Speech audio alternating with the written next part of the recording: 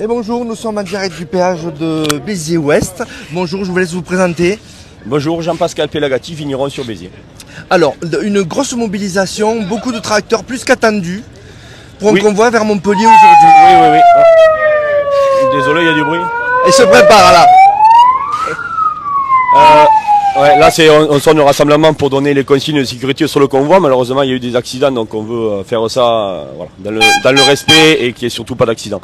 Non, mobilisation, oui, très bonne mobilisation. Alors Béziers, on est loin de Montpellier, parce qu'on va en tracteur à Montpellier. Donc ici, Béziers-Ouest, on est le plus loin. On sera à peu près une grosse vingtaine de tracteurs. Ouais. Voilà, on les voit derrière vous, voilà. Ils se préparent. Ouais, mais voilà. après, ensuite, on récupère des tracteurs tout le long de l'autoroute. Donc nous, du sud vers le nord, il y en a qui partent de Lunel, donc du nord vers le sud par le Montpellier, et d'autres sur la 75 qui vont partir de Clermont-Lérault pour revenir sur Montpellier. On espérait une centaine de tracteurs et au dernier comptage, on est à plus de 250. Donc on va peut-être arriver à 300, ça serait jamais vu dans... le but est d'arriver à la préfecture de Montpellier. Donc 300 tracteurs dans Montpellier, je pense que ça va être sympa. La colère elle s'exprime, vous en avez un peu marre là. Vous en arrivez, vous supportez plus cette situation? Ben, le problème c'est que c'est multiplié de facteurs. Il y a la crise économique avec la baisse de consommation, il y a la pression sociétale. Ben voilà, c'est vrai qu'on nous prend pour des pollueurs, pour les éleveurs, pour des bouchers, pour des assassins. Et les sous-transpositions administratives, on a de plus en plus de contraintes. Moi je suis vigneron, il faut que je passe un jour et demi par semaine à faire que de l'administratif. Ouais. C'est pesant, ça. Donc c'est pesant, c'est lourd, et quand on voit qu'à la fin du mois, ben, on gagne même pas le SMIC. Voilà, la goutte d'eau. Et les députés qui augmentent leurs dépenses de fonctionnement, ça aussi, vous l'avez entendu? Ça, je l'ai entendu, certains le prennent mal. Bon, moi, ça, à la limite, ça me regarde pas forcément. Ils font ce qu'ils veulent, mais je pense qu'effectivement, vous demandez à vivre de votre travail. Oui, bien sûr. Là, nous, ce qu'on veut, c'est pour vivre notre travail. C'est pas être sous perfusion. On veut travailler tranquillement. On est quand même là pour nourrir la population en France. Et pour vous, il y a beaucoup de soutien. Vous recevez beaucoup de soutien à ce moment. Oui. Votre mobilisation est suivie. Ouais, c'est suivi. Moi, en tant que responsable de convoi, là, j'ai eu beaucoup d'appels de citoyens pour nous soutenir. Il y a des taxis qui vont nous rejoindre. Là, aujourd'hui, une dizaine de taxis. Il y a des pêcheurs qui nous rejoignent. Voilà. Après, on n'a pas voulu ouvrir trop la mobilisation. Le but, c'est de rester agricole quand même et de pas diluer nos revendications et pas se faire récupérer par des mouvements type Gilets jaunes qui sont là pour peut-être renverser le gouvernement. Nous, c'est pas le but. Nous, on veut vivre notre métier, on veut négocier. On n'est pas là pour renverser qui que ce soit. La surcharge administrative, que ce soit allégée. Gabriel Attal, vous aimeriez qu'il vous dise quoi, qu'il vous propose quoi là, dans quelques jours? Il faut, à mon avis, en accès économique, des aides peut-être directes. Nous, ce qu'on a demandé, c'est une année blanche, c'est-à-dire pouvoir reporter nos emprunts de 2024 en fin de crédit pour alléger les trésoreries. La surtransposition, oui, qui nous disait quelque chose sur les importations massives. Et ça, c'est plus supportable. On ne peut pas avoir des contraintes qu'on accepte nous, mais voir les produits qui rentrent d'ailleurs. Une préférence un peu, préférence au niveau de la française, hein, une exception. On parle que agricole. Bien sûr, nous, voilà. Enfin, comme on a fait pour la culture. Bah, nous, après, on n'est pas contre ouvrir les marchés, mais si on ouvre les marchés, il faut qu'on ait tout le même rate de production. Sinon, ça marche pas. Voilà. Donc, on avait mis en place, proposé, nous, il y a quelques années, la TVA sociale. Ça a été tellement bien présenté par M. Borloo à l'époque qui était ministre que ça a été enterré et tué dans l'œuf. Mais là, la TVA sociale, c'était un petit peu ça, c'était mettre une TVA sociale sur les importations qui serait venue financer finalement tout ce qui est modèle social français et donc alléger aussi les charges salariales ou patronales. Et ça, vous y croyez, vous pensez que c'est une bonne mesure? Ça peut être une nous, on pense qu'on avait demandé à pouvoir le tester pendant quelques années pour voir ce que ça donne. Mais oui, non, il faudra des mesures, je pense, à court terme. Donc année blanche pour soulager. Mais après, il faut travailler sur le long terme, sur tout ce qui est normes européennes, ouverture des marchés, et que la France arrête de laver plus blanc que blanc. J'ai entendu un agriculteur dans les médias qui disait faire plus blanc que blanc, on va dire transparent. Et on n'aura plus d'agriculture. Voilà. Après demain, si on n'a plus d'agriculture, qu'est-ce qu'on fait? On va manger soit des gélules, soit des produits étrangers qui est fait avec des produits. On a besoin de vous en France, on a besoin de vous. Votre situation personnelle est difficile en ce moment? Vous en êtes où, vous? En ce moment, oui. Nous, sur Béziers, moi, je suis à Béziers. Nous, on a accumulé en 2021 un gros gel. 2022, c'était une récolte correcte, mais avec l'Ukraine, la consommation a baissé. Et surtout, toutes nos charges ont explosé. Tous nos intrants, la ferraille, le gasoil comme tout le monde, tout a monté, donc ça passe plus, quoi. Et cette année, 2023, une grosse sécheresse. Et donc, une sécheresse, pas de récolte, pas de chiffre d'affaires. Donc, au niveau trésorerie, c'est très très compliqué. Et au niveau des assurances, c'est compliqué aussi. Tout le monde n'en prend pas. Tout le monde n'en a pas. Alors malheureusement, moi j'ai eu la bonne idée de m'assurer cette année pour la première année, heureusement. Sinon avec moi j'aurais peut-être pu être là. Voilà. Pour l'instant, il y a très peu de viticulteurs assurés. Il y avait 16% à peu près dans le département de l'Hérault. Là avec le nouveau système d'assurance-récolte qu'on a largement promu, on est à peu près à 35%. Donc ça s'améliore, mais voilà, il faut petit à petit. Après ce modèle assurantiel n'est pas non plus. C'est un petit peu technique, mais il y a des choses à améliorer pour que les gens puissent y aller. Est-ce que demain vous voyez encore agriculteur ou des fois vous pensez arrêter? Ça vous arrive des fois de vous dire je continue ou j'arrête? Oui, alors arrêter non, parce que je pense qu'il faut. Par contre, voilà, on est obligé de se diversifier, on est obligé d'évoluer. Si on reste statique, on va mourir. Donc il faut. Le tourisme par exemple. Voilà, moi je suis en train de faire en période de crise un gros investissement pour justement faire un gîte location l'été, un joli caveau de vente pour faire des petites animations autour du vin, parce que les consommateurs sont friands de soirées autour du vin. Tout ça. Donc il faut vraiment voilà. De voir de près, de parler de près avec. Accueillir, faire venir les gens dans nos exploitations, leur montrer comment on travaille aussi, parce qu'on entend beaucoup de, excusez-moi, mais de conneries sur les antennes qui sont faites par des gens qui connaissent rien. Donc voilà, accueillir les gens sur ça, montrer comment on travaille. C'est quoi comme conneries qu'on entend par exemple? Qu'est-ce qu'on entend? On entend qu'on pollue, qu'on traite, qu'on empoisonne tout le monde. Enfin, voilà, moi j'habite au milieu de mes vignes, j'ai 2 filles, et je suis pas là pour tuer mes filles avec des pesticides ou du glyphosate comme on entend à la télé. Il y a des responsabilités quand même. Bien sûr. Et puis on a fait, tous les produits les plus dangereux sont déjà interdits. On a fait énormément d'efforts depuis 30-40 ans. Voilà. Après c'est vrai je pense qu'on travaille bien, on fait beaucoup de choses, mais on n'est pas très bon en communication au niveau agricole. Alors après voilà, à nous à communiquer envers l'opinion publique pour dire ce qu'on a fait et montrer comment on travaille réellement. Dernière question, merci en tout cas de cette interview, de ce direct, 30 personnes sur ce direct, et si vous avez des questions n'hésitez pas. Qu'est-ce qui va se passer aujourd'hui? Donc qu'est-ce que vous souhaitez? Donc la mobilisation elle est déjà là, mais qu'est-ce que vous souhaitez à la préfecture, c'est ça, devant la préfecture de Montpellier? Le but c'est de finir vers midi tous les convois à la préfecture de Montpellier, d'en mettre 300 tracteurs. On va faire une grillade à la préfecture, rencontrer le préfet, et puis après voilà, je pense qu'on va aller déverser nos bennes. Encore une fois, ce sont des déchets verts, on a essayé de pas mettre de pneus pour pas avoir de la fumée noire, garder l'opinion publique avec nous. Voilà, on va déverser les bennes sur divers endroits stratégiques comme Montpellier. Le maire de Béziers là, on l'a vu, oui. Donc vous avez envie de lui dire quoi? Je trouve que c'est bien qu'il soit là avec la députée. Il y aura d'autres maires. Vous avez un message à lui faire passer?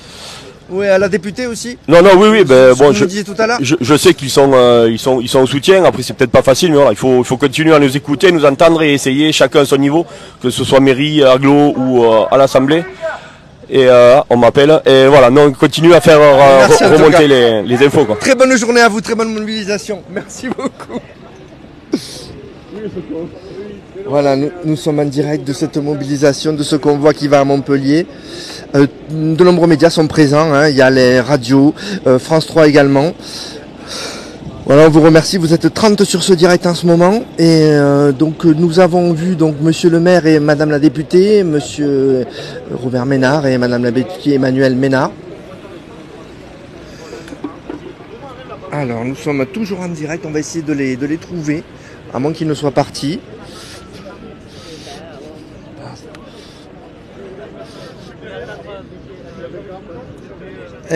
Excuse-moi, tu sais où il est le maire? Devant toi. Ah, merci. Super.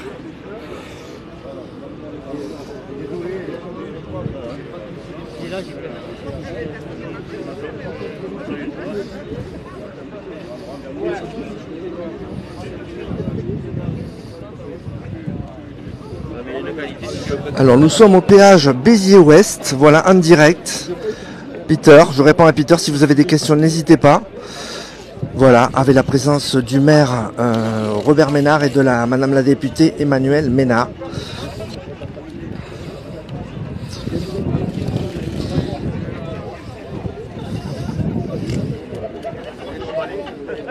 Péage Béziers-Ouest, ils vont partir dans quelques minutes et se diriger vers Montpellier. Donc, comme vous le disiez, le responsable du convoi, ils étaient prévus, 100 tracteurs étaient prévus, ils sont 200 engagés, plus de 200 tracteurs, une mobilisation importante avec les taxis également, que vous pouvez voir en ce moment. Allez, on se rassemble ici, s'il vous plaît.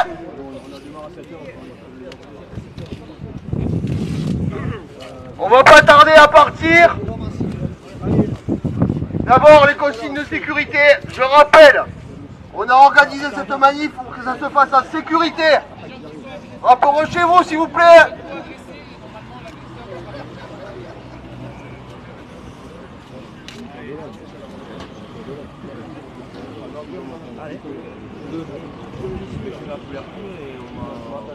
Les deux fragés, faites pas les beaux là, hein. Ça commence à les faire.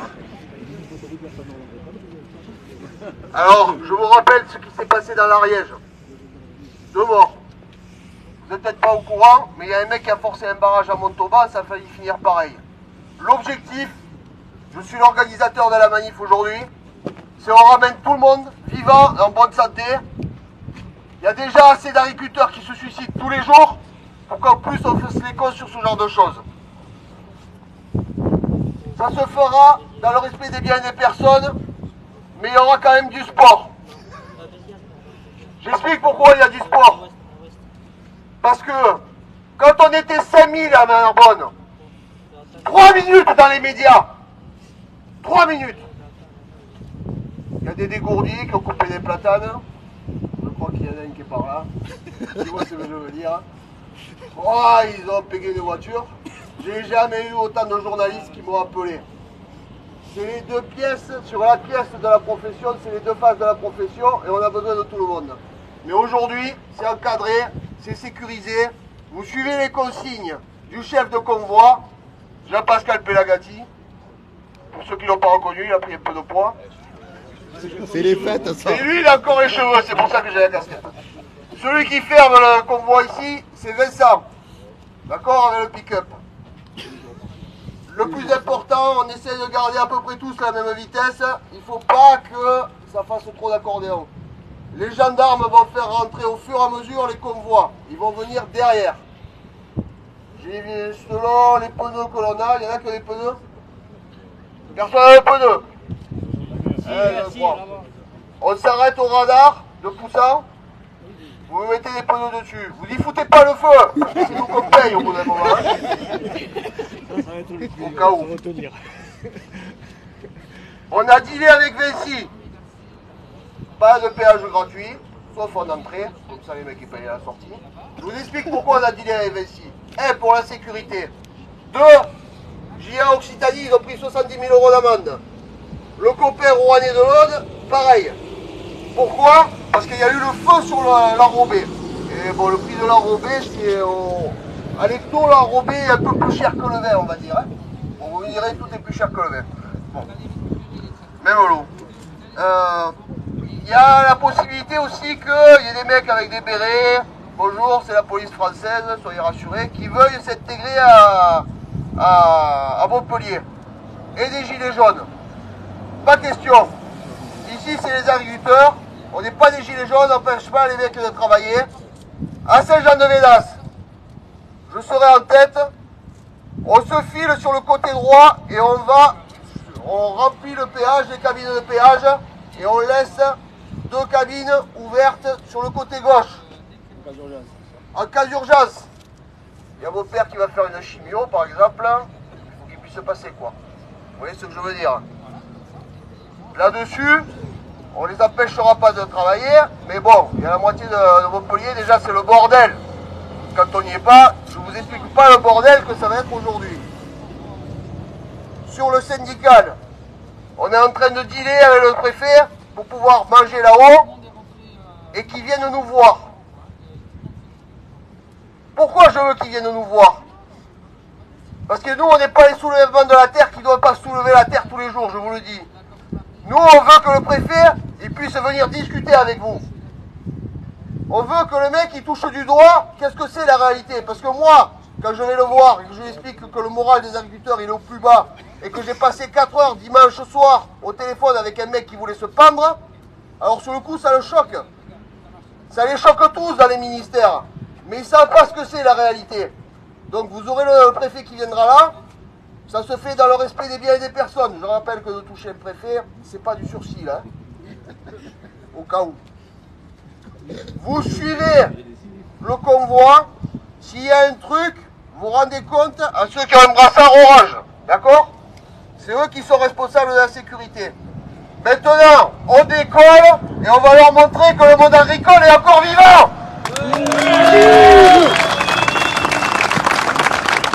Tout le monde a les tracteurs et les véhicules.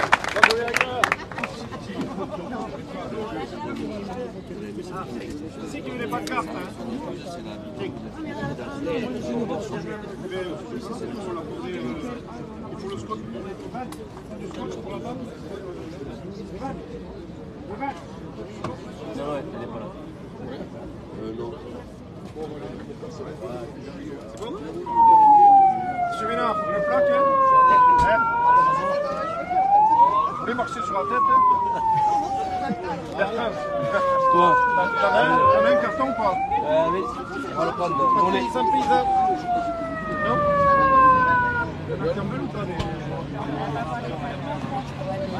Monsieur Ménard, quelques mots peut-être? Pardon? Quelques mots? Ben voilà, qu'on est là parce qu'on doit être là, parce que ça va pas, parce que les viticulteurs, vous avez vu leur colère, qu'il a fallu en arriver là pour que les pouvoirs publics et Bruxelles se disent merde, il y a un problème, et que c'est terrible, c'est toujours comme ça. Les types, ils travaillent, ils gagnent pas leur vie en travaillant. Vous accepteriez, vous, de travailler? Vous avez vu leurs heures du matin au soir pour moins que le SMIC souvent. C'est pas acceptable, et donc il faut que les choses changent. Et malheureusement, tant que vous foutez pas le bordel, les pouvoirs publics, ils vous entendent pas. Et c'est pour ça qu'on est là. Il parlait de suicide, il parlait de suicide au quotidien des agriculteurs. C'est grave. Oui, il y a en moyenne 2 agriculteurs qui se suicident tous les jours. Est-ce que vous connaissez une profession où les gens accepteraient ça? C'est pas des fainéants, c'est pas des gens qui vivent des aides sociales. Ils vivent de leur travail, mais il faut qu'ils en vivent dignement. Et c'est pas le cas aujourd'hui. Donc on est là parce que c'est notre place, parce qu'on y est toute l'année là. On ne découvre pas le monde de viticole et ses problèmes aujourd'hui. On y est à longueur de temps et depuis des années. Qu'est-ce que vous pouvez faire, vous, à votre niveau? Être avec eux, essayer d'être solidaire, essayer, Emmanuel à l'Assemblée, Emmanuel, ma femme qui est députée, essayer de les faire entendre à l'Assemblée. Voilà, être toujours à côté d'eux. C'est pas moi qui réglerai leurs problèmes. C'est à Bruxelles, c'est à Paris, c'est se dire que c'est pas normal que tout un tas de produits sont interdits ici alors qu'ils sont autorisés en Espagne à 80 km d'ici et qui font que le vin espagnol il est moins cher que le vin français. C'est facile, il y a 4 millions d'hectolitres qu'on n'arrive pas à vendre en France et on importe 4 millions d'hectolitres de vin espagnol. On marche sur la tête. Le gouvernement est sourd Qu'est-ce que vous avez envie de dire au gouvernement aujourd'hui? Qu'il faudrait entendre, écouter d'abord et ensuite entendre. On va voir là, mais ça ne peut pas durer, il faut pas. Il y a une réponse en 8 jours, il la faut tout de suite. Merci monsieur le maire. Voilà, le maire Robert Ménard, et on va essayer de solliciter quelques mots de la députée Emmanuelle Ménard. Là vous voyez, nous sommes au péage Béziers-Ouest, le convoi va partir avec les taxis également qui sont là, qui soutiennent, et vous avez entendu si vous pourrez écouter un replay si vous n'étiez pas sur ce direct. En tout cas merci, vous êtes 55 à écouter ce direct, et donc tout à l'heure le délégué qui s'exprimait au mégaphone a dit qu'il ne voulait pas s'assimiler aux gilets jaunes, qu'il ne voulait pas de violence, qu'il ne voulait pas faire de mal au préfet parce que y a de la prison à la clé, pas de sursis comme il a dit. Voilà, donc une responsabilité de ces agriculteurs qui veulent faire passer vraiment leur message aujourd'hui. Le convoi donc va se diriger vers Montpellier. Si vous avez des questions, n'hésitez pas, nous sommes en direct.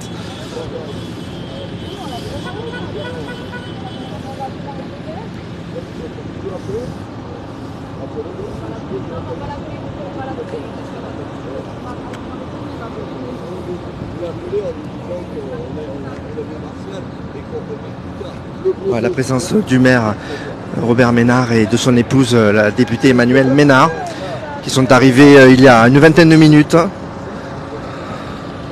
et qui soutiennent bien sûr ce mouvement des agriculteurs, soutenu par une grande partie de la population, beaucoup de soutien sur les réseaux.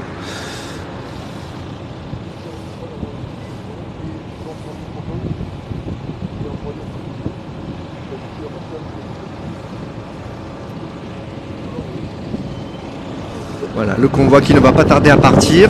Nous allons essayer de voir si nous pouvons solliciter quelques mots de la députée qui est en discussion. En ce moment, nous sommes en direct.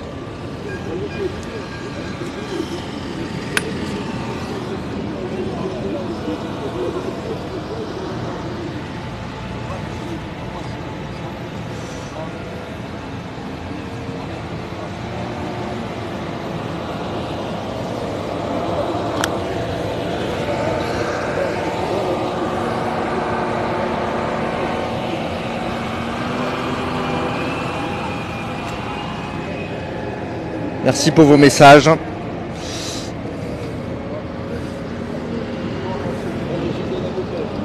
Madame Ménard, je peux vous poser quelques questions, c'est gentil. Oui, bien sûr. Il fait un peu froid, il y a du vent. c'est pas Prenez grave. le micro, n'hésitez pas. Vous êtes là aujourd'hui, vous êtes là avec votre mari. C'est important d'être là, vous représentez l'Assemblée nationale, vous êtes député. Quel message vous voulez dire au gouvernement aujourd'hui? D'abord, c'est naturel qu'on soit là parce qu'on soutient nos paysans. Il y aura pas de France sans nos paysans et sans notre agriculture. Et le Bien message. présente sur le Biterrois. Oui, les agriculteurs, mais toujours. En fait, c'est pas seulement ce matin. On est là tous les jours de l'année avec eux. On va les voir pendant les vendanges. On discute régulièrement. On est avec eux quand il y a. Sur le bol, ça fait longtemps que vous le voyez. Mais bien sûr, ça fait longtemps. Mais vous savez, j'ai été élue la première fois en 2017. Depuis 2017, je ne cesse de dire à l'Assemblée nationale qu'il y a des problèmes, qu'il faut faire attention, que c'est pas normal qu'en Espagne on puisse produire avec des produits qui sont interdits en France et ensuite importer les produits chez nous. Ça fait 7 ans maintenant que je le dis. Et à chaque fois, on me dit oui, c'est vrai, vous avez raison, mais il y a des dérogations. Et ben alors des dérogations. Pourquoi c'est toujours les mêmes qui ont les dérogations? Pourquoi il y aurait des dérogations pour l'Espagne? Et pourquoi nous ici en France on rajoute toujours plus de règles aux règles déjà draconiennes de l'Union européenne? C'est ça aussi le problème, c'est qu'en France on rajoute des règles aux On se tire règles. une balle dans le pied. Ben oui, parce que c'est pas possible. On peut pas continuer à emmerder le monde et à emmerder les viticulteurs comme ça. Enfin, vous le voyez, vous le savez. Ils vivent plus décemment. Et ils en ont marre, en fait. Ils disent, nous, ils réclament pas des aides. Bien sûr que de temps en temps, ponctuellement, quand il y a la grêle, quand il y a la sécheresse, il faut les aider. Mais c'est pas ça qu'ils demandent. Ils demandent de pouvoir vivre de leur boulot, tout simplement. Ils bossent tous plus de 60 heures par semaine à longueur d'année. Beaucoup n'arrivent plus à se prendre de vacances. Ils arrivent pas. Il y a des suicides, il faut le dire. Il y a des suicides de plus. Mais tous les jours, je crois que c'est la profession dans laquelle, avec les policiers malheureusement, dans laquelle il y a le plus de suicides. Donc il faut que ça s'arrête, ça. Il faut que ça s'arrête. Il faut que le gouvernement prenne enfin la mesure et conscience que là, aujourd'hui, c'est plus des mots dont on a besoin, mais des vraies actions. Vous attendez de Gabriel Attal quelle proposition concrète? Mais justement ça, au niveau des normes françaises, il faut tout remettre à plat. Ça sert à rien de continuer à travailler avec toujours plus de normes, toujours plus de dossiers administratifs à remplir, toujours plus de contrôles. C'est un mal français. Oui, c'est un mal français, mais là, il faut que ça s'arrête. Hein. Il faut que ça s'arrête. Il y a vraiment, c'est des choses toutes bêtes, mais que les viticulteurs vendent le litre de vin à 70 centimes ou 80 centimes, comment voulez-vous qu'ils vivent? Comment voulez-vous qu'ils vivent de ça? C'est pas possible. Or nous, on est une région ici où le vin c'est notre richesse, pas seulement richesse économique. C'est aussi, ça fait la richesse de nos paysages. Ça fait la richesse de nos paysages, ça fait notre attrait touristique. Donc c'est extrêmement important. Ils sont pas assez protégés. Cette profession, ils sont pas assez. L'État les protège Ils sont pas protégés, ils sont contrôlés. C'est ça le problème, c'est qu'au lieu de les protéger, on les contrôle en permanence. Et faites attention parce qu'on va se faire écraser par un camion. Ce serait dommage. Ce serait dommage. Voilà, donc aujourd'hui, vous avez dans votre tête, vous avez envie de faire quoi au niveau de l'Assemblée, de prendre la parole et de dire ça. Oui, mais je ne cesse en fait de prendre la parole. Et le problème, et c'est ce qu'on dit, en fait, il n'y a que quand on est dans la rue, malheureusement, il n'y a que quand on est dans la rue, et il n'y a que si les agriculteurs effectivement font ces manifestations comme ils les font aujourd'hui, qui pourront se faire entendre. Ouais, je vous le dis, ça fait 7 ans que je suis à l'Assemblée, 7 ans que je rabâche les mêmes choses et que j'alerte, et en fait rien ne se passe. Tout le monde dit ah oui c'est vrai, c'est dommage, ah oui c'est vrai, c'est embêtant, on va faire quelque chose, résultat des courses on fait rien. Oui, on a voté une loi Egalim pour avoir des prix minimums, pour que les producteurs aient des prix minimums pour leurs produits quand ils vendent, sauf que elle n'est pas toujours appliquée cette loi, et 2, elle s'applique pas aux viticulteurs. Donc voilà, c'est aussi simple que ça. Il y a des choses maintenant, il y a des actes qu'il faut prendre. Et vous pensez Gabriel Attal, le Premier ministre, capable de poser des actes comme ça? J'en sais rien, on va voir. Moi, vous l'attendez au tournant? Je lui fais pas de procès d'intention, mais maintenant il faut qu'il réagisse. Là, c'est aujourd'hui ou jamais. Merci beaucoup. Je vous en prie. Voilà, le convoi est parti. Nous allons finir ce direct. Merci d'avoir été sur ce direct. Voilà, ils sont partis. Et merci pour les interventions du maire Aubert Ménard et de la députée Emmanuelle Ménard. Je crois que le message est clair. Tout le monde attend des actes aujourd'hui. Très bonne journée à tous. On se retrouve à 8h15 normalement devant une autre manifestation de force par rapport à une suppression de classe. Ça se passe à Abéyan et nous y serons devant l'école et nous serons à 8h15. Alors voilà, nous serons à 8h15 devant l'école d'Abéyan. Voilà, merci de votre fidélité. Vous êtes encore 57 sur ce direct. Et voilà, tout le monde est parti. Nous aussi, on va y aller. Et on se retrouve pour un autre direct ce matin, décidément. Ce sera donc autour de 8h15 avec on vous l'a annoncé, les parents d'élèves qui se battent pour contre une suppression de classe. Ça se passe à Abéyan et on va y aller de ce pas. Très bonne journée à vous sur Télé Béziers Sud.